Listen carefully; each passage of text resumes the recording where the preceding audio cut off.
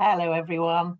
Welcome to this week's Lunch and Listen. I'm Melanie from Dementia Carers Count, and I'm really lucky to be joined today by Rebecca Fuller, who is the very talented actress who's currently playing the role of Beth Casey in The Archers. I must admit, I'm a big fan of The Archers, sort of from childhood, and I have already tried to get some inside information about her current storyline, but with no success. She's been keeping it very professional. Hello, Rebecca. It's really kind of you to give up your time today. Would you mind introducing yourself and telling us a bit about you? Yeah, of course. Well, thank you for having me. I am Rebecca. I'm an actress from Dudley. As Melanie very kindly mentioned, I am currently playing Beth Casey in The Archers. I also run Drama Workshop, which is a drama school for young people. It's based in Stourbridge, and I run that with my other half, who's also an actor, Gregory Piper. And my granddad lived with dementia, so I'm here to share mine and my family's experiences through that time. So if anyone that's watching would like to ask us anything during the session, please leave your questions in the comments below and we'll try to answer them. We don't spot everything, but we do always try and keep it, keep coming back to you. And do feel free to send a private message if you'd like to keep it anonymous, and we can still ask or answer the question or discuss your topic. And if we, as I say, if we don't get to the question during the session, we'll be spending some time answering questions at the end of the chat. And if anyone's watching this on catch up and they have a question, do feel free to add them. We will be able to answer those still afterwards. So thank you very much. So Rebecca, you've mentioned your granddad, and I know you wrote a poem in dedication to him, which I love. And as it's National Poetry Day today, we thought it would be a really nice way to open this week's session if you could share your poem with our viewers. Yes, of course. My granddad's a little bit different. Sometimes he forgets my name. After sitting with him for hours, "Oh, hello you," he'll exclaim. My granddad's a little bit different. He often gets confused, especially of which grandchild's which, but that keeps us all amused. My granddad's a little bit different. He doesn't always listen. I'll talk to him about my day, but he just stares at the television. Now, let's just be clear, he wasn't doing this to be mean. Something was happening to Grandad that to us could not be seen. He's got dementia. That's the word I kept hearing. Everyone said it so seriously. Is it a word I should be fearing? It's as though a bit of his brain has gone to sleep, leaving the other half trapped in the past and stuck on repeat. Now, I know this can be scary and something that's hard to understand, but all we need to get along is our imagination at hand. You see, Grandad's world isn't like ours. His is created all in his head. But rather than urge him to come back, we go into his world instead. When skies are grey outside, but in Grandad's head it's sunny, we'll put on a hat and sunglasses and look a little funny.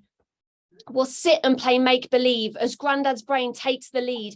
We dive into this historical wonder of dancing through ballrooms and hiding from thunder. We'll sing the songs that he remembers, few that may be, but when we all join in together, his face fills with glee.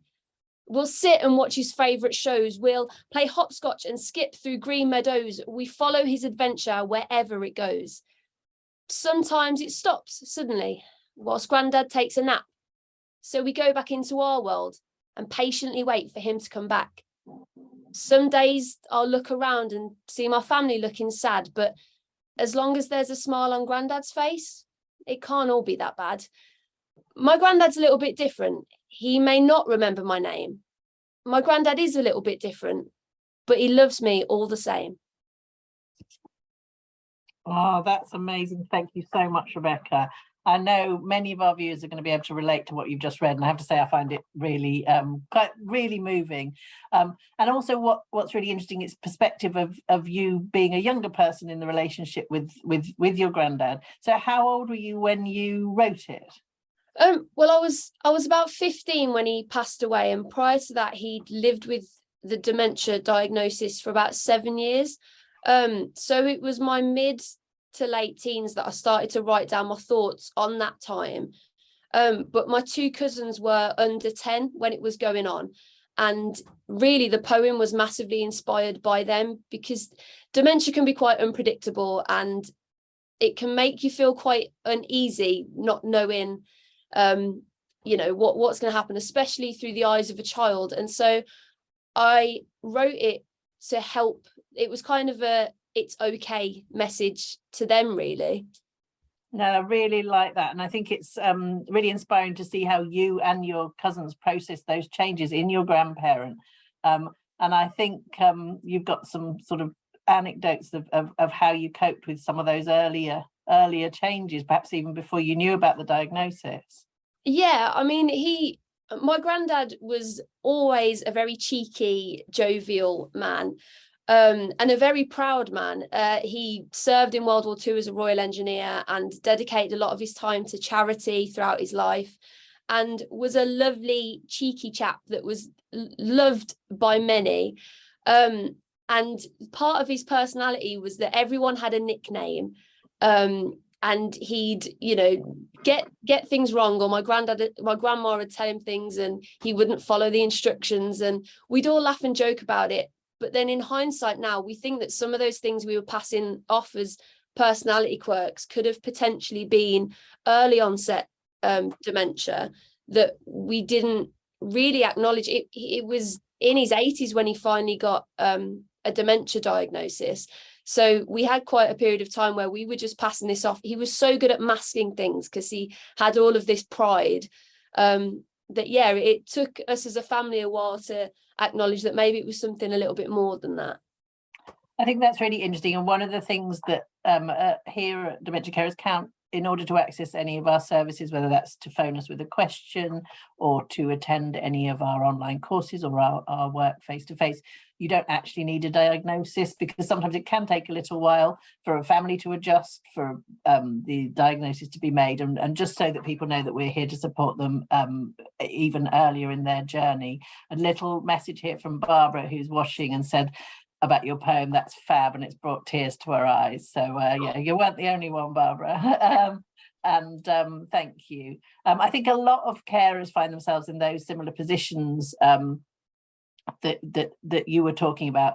And when your granddad's memory did start to decline, as you just mentioned, how did that impact on you, and who were the other family members that cared for him, and how did it impact on them?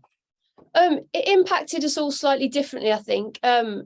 My mum and my uncle were his two children that were dealing with it at the time, and my grandma. And I think my grandma's initial response was to correct it.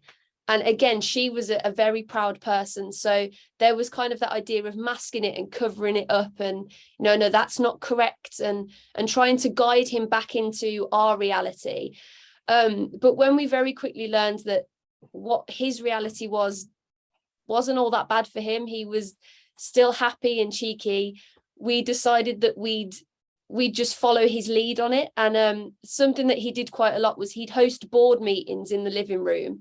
Just out of the blue, he'd just start running this meeting, and we just decided, all right, well, let's go along with it. My mom would sit and take notes, and we'd just have this time with him where we'd just go along with whatever was happening in his head in that moment. I think as well it impacted my mum and my uncle and my grandma, their daily routines a lot. I think when you become a carer, your daily routine physically changes because your physical time is taken up doing tasks and jobs for them, but I think your mental time's taken up quite a lot as well, and you're always thinking about that person. You can't ever relax, or you kind of feel like you've got to be on high alert all the time. And so I know that was a big shift in the atmosphere. But again, it was finding those moments where can we find a bit of happiness and joy in this, because my granddad wouldn't have wanted us to be miserable. He would have wanted us to try and find the funny in it and find those happy moments that we can create out of the situation we were in. And I think you had a really massive example about for your mum and some of the responsibilities she took on even once he'd gone into a care home. Yeah, the care home, he was put into a care home for his final 6 months, just because his increasing needs, even with our help, it was a lot on my grandma. So we made that decision as a family, and he moved into a care home, and we still did his washing for him. And there was one day it snowed a lot, and we were a bit stressed. We couldn't drive the car to get to him. and we just whipped out the sledges from the garage, put his bag of washing on it. It was all downhill to the care home, so me and my mom set off on a little adventure, and that was a lovely moment and a memory that me and my mom cherish. And I know my granddad, had he been aware of all that, would love that we shared that happy time and had his involvement in that. And it was actually while he was in the care home that I think my mom had her biggest perspective shift.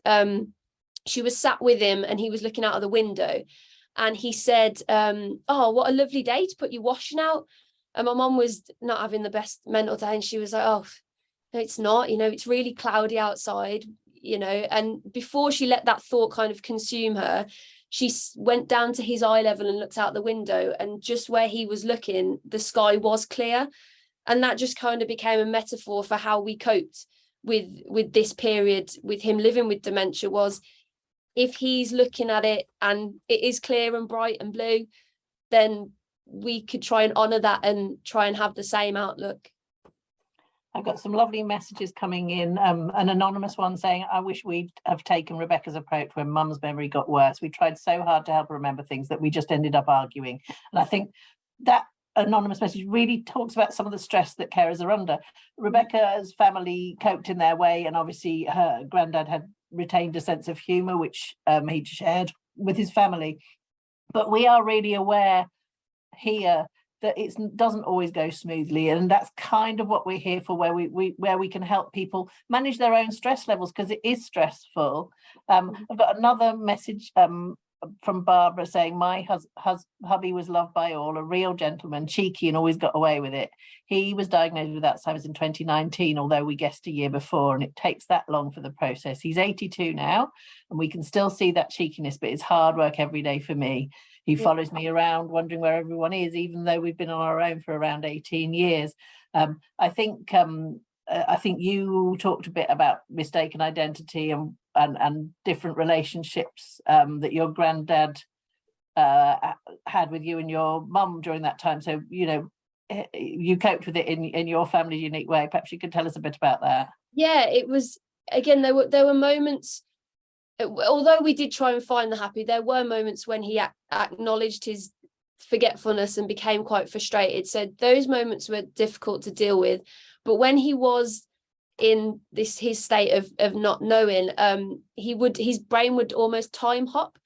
And there were moments he thought I was my mom, but he didn't forget who my mom was. He would just, if I was in the room, I was my mom younger. And then when my mom walked in, she was my mom now. And he'd also talk to me. So like I said, I was about 15. He would talk to me about things that were relevant when I was a little, like he'd ask me how ballet was and things like that. And I hadn't done it for years, but I just went along with it. Like, yeah, it's been great, and talked to him about dancing. So it is really difficult, I think. And it's not an easy feat at all. But if you can try and find those moments of just creating new memories with them, and finding a little bit of happy, it does help. Yeah, I think we quite often, carers end up feeling guilty if they're stressed, guilty if they don't have the patience that they wish they had. On some of our courses we talk about that, because sometimes you can be in the position and not even your family relationships sound really, really strong, and it was still difficult with a group of you supporting. Some people are on their own, and some people don't have so much family support. So we do welcome other family members. So even if you're not the key carer, we're really happy to share some of our techniques. And perhaps if you're younger and you are really comfortable around the technology, you could sit with someone in your family who might benefit from one of our courses, who might not want to get online themselves. But if you are a grandchild, that support to a grandparent or a parent can make all the difference of them accessing some of the things that we can help with. And we know, I know even in my own household, when my phone's not working, I've actually stopped doing it myself. I just look to the youngest person in the room, and someone may roll an eye or raise an eyebrow, but the fix happens a lot quicker. And I think it's quite a nice multi-generational thing that tech, the guys that have grown up with this tech, whereas some of us still can remember fax machines and even telexes. you can help us, and I think it's really nice for community to consider whether, you know, younger people can help access technology. We've got a couple more messages now. One's from Barbara saying again, she really appreciates it, that it's not easy, and she does lose it sometimes too. She's not an angel, and I think that's realistic. None of us can be perfect all the time, and not every day do we have the patience to be. And from Claire, that's lovely to hear. My dad has dementia, and I can really relate to your words. Yeah, talking of sort of feelings about how, have you got any thoughts about how, as you got older, because, you know, this affected most of your childhood really into your late teens. How did you work with your mum? And I think you mentioned, so there was your grandma supporting your granddad, your mum and your uncle. Mm-hmm. How did you, the cousins and you, support the other generations?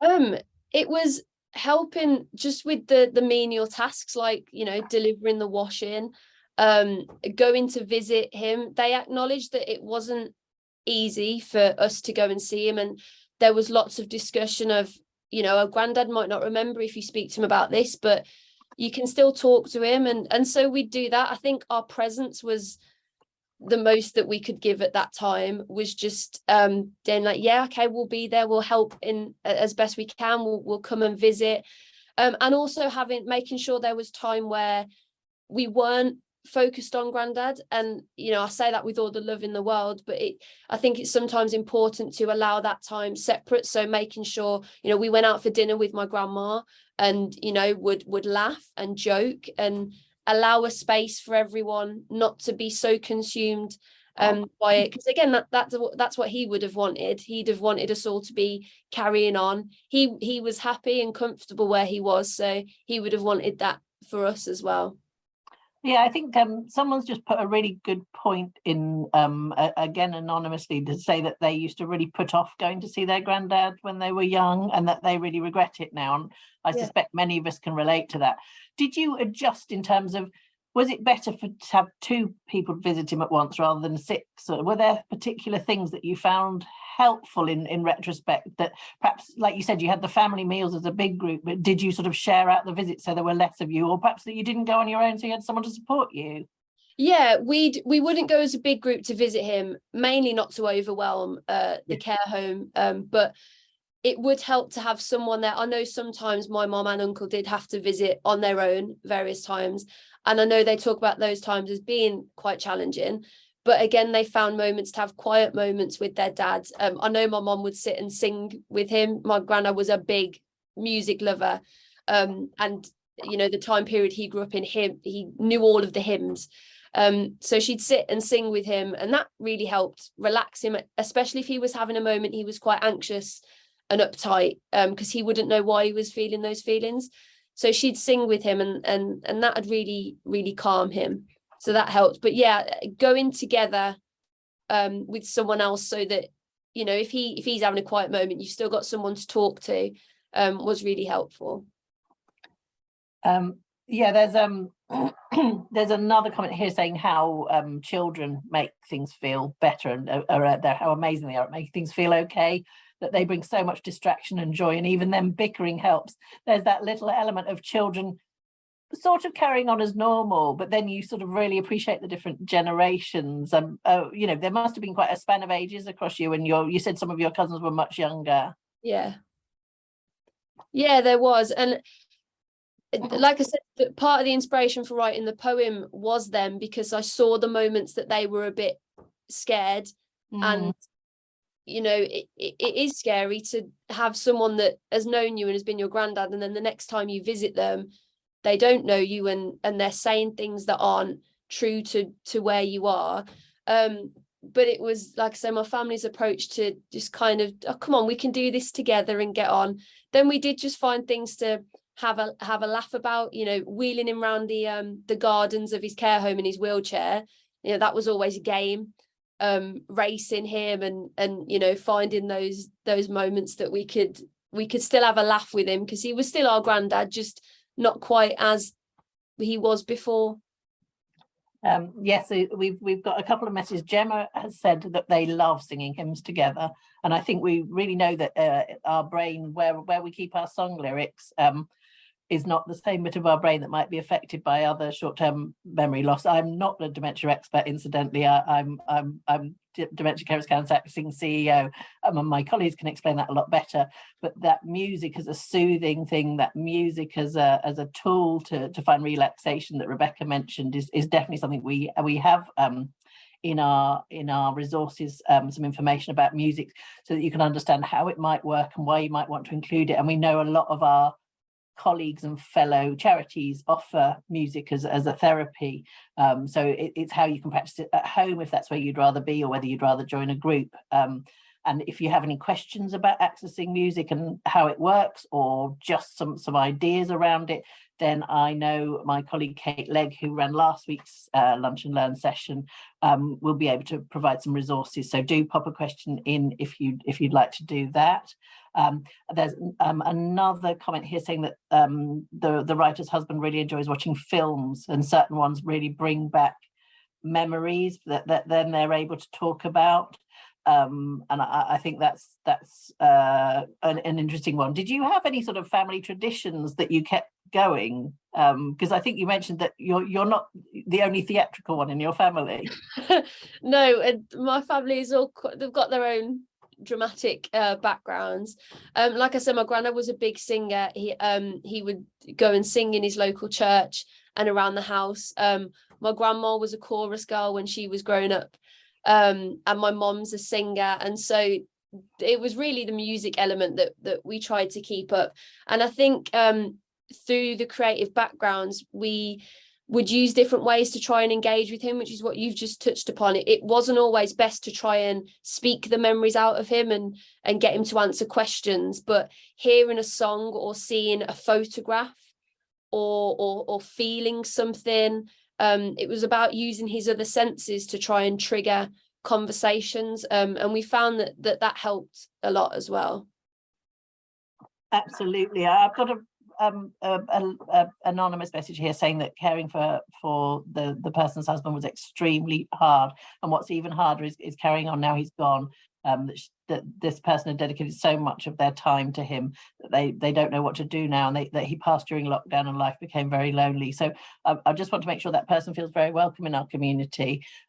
We do have a lot of people that have previously been carers, and we do have lots of things that we need help with from people that understand caring but perhaps have more time on their hands. So please do feel welcome in our community, and do get in touch using the message service that you're using if you'd like us to say some of the things that perhaps you can join in with Dementia Carers Camp, because we know that when it takes up a lot of your time, you can lose some of your social life. And I just wondered, how you coped with sort of more distant family members, Rebecca, and perhaps neighbours and things. Did that come up, or did you sort of keep close as a family and there were enough of you?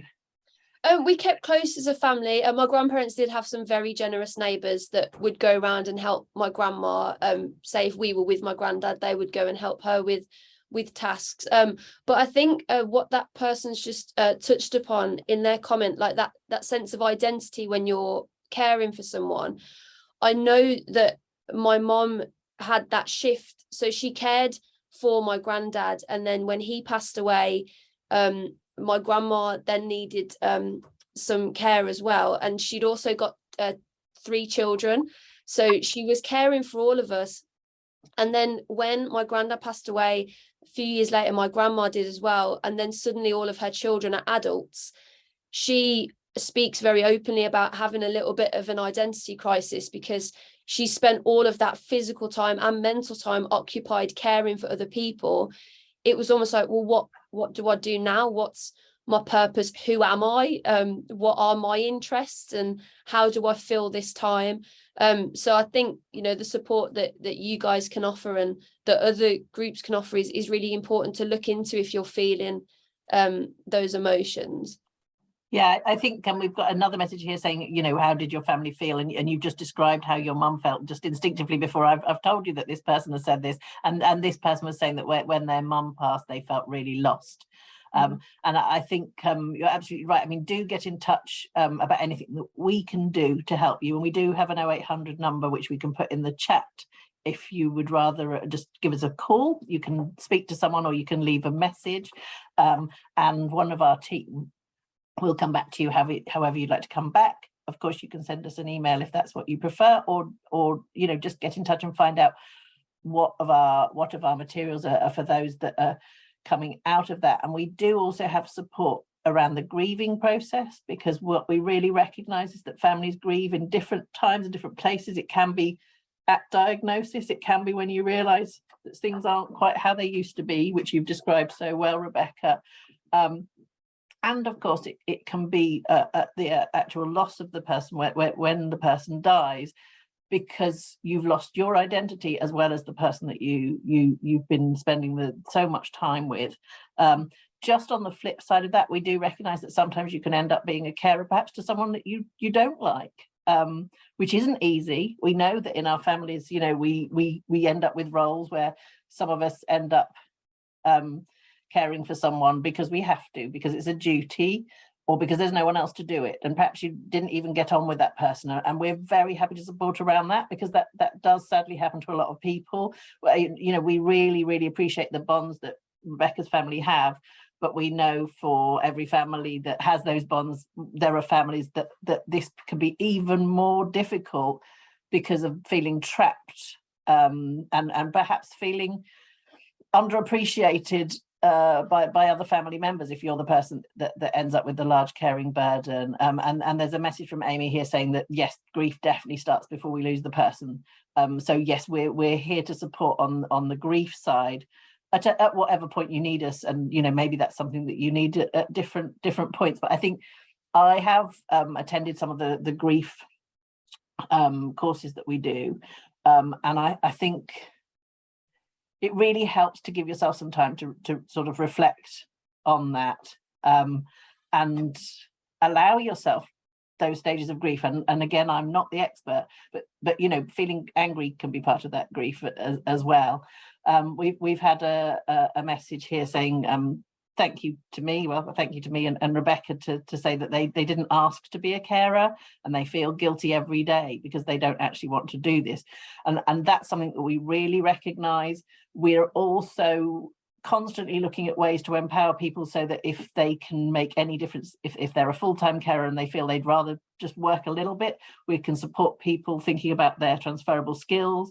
Because even if you've cared for a very long time, just the organisation that you're involved in, the scheduling, the sticking to a timetable, all of that is really big. And I just wanted, perhaps, Rebecca, for you to perhaps think about some of the things that you learned from this experience, because obviously your poem's beautifully read, and I just want to thank you again for sharing that with us.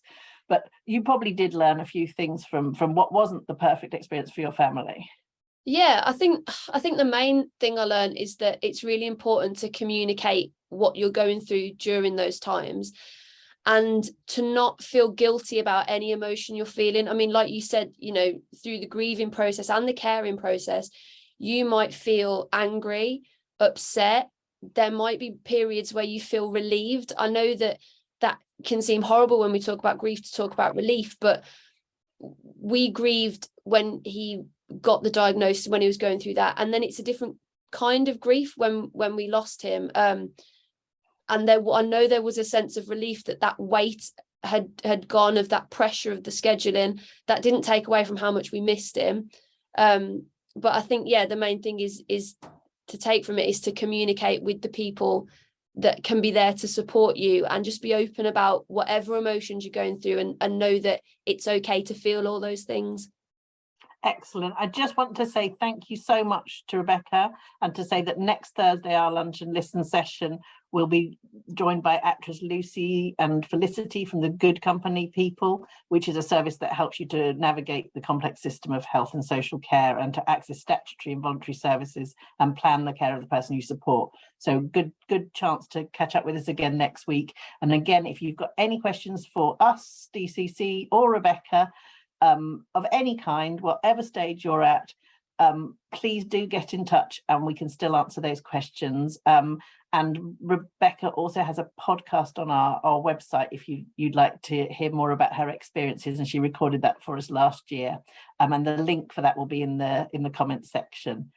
So thank you so much, and do stay in touch and really consider whether you'd rather get in touch by phone or through our website or on here on Facebook. And our team is here waiting for your questions. And that's pretty much it for us this week. And I'd like to thank everyone that contributed to the comments. That you telling us how you feel is so important for you to be able to do so, but it's also really important for us to shape the services and the support that we offer to other carers. So that support makes a big difference to our community.